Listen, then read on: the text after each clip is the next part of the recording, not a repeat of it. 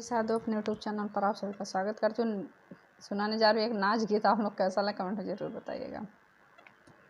सासू रंगैद चटकी चुनरिया हम बहू हरिया बनबना। सासू रंगैद चटकी चुनरिया हम बहू हरिया बनबना। जऊ मोर पिया होई है बाग के मलिकवा हम मालिनिया बनबना। गुछबै दोनों हाथ गजड़वा हम मालिनिया बनबना।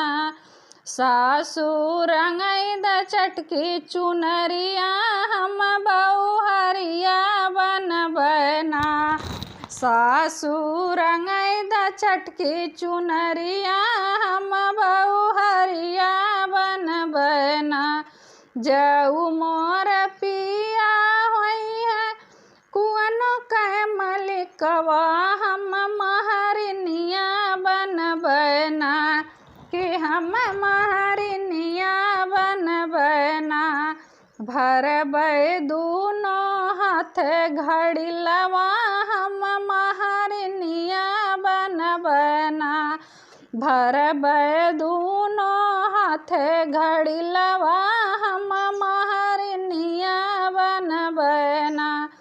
सासू रंगैद हमरी चुनरिया हम बहू हरिया बनबना।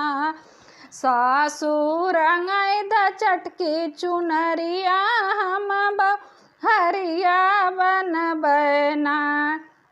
जऊ मोर पिया होई है महल करजवा हमरा नियवा बनबना।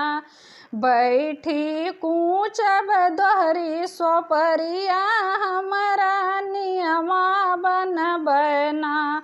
सासू रंगैद चटकी चुनरिया हम बहू हरिया बनबना। सासू रंगैद चटकी चुनरिया हम दुल्हनिया बनबना। ये गीत आप लोग कैसा लगा कमेंट में ज़रूर बताइएगा।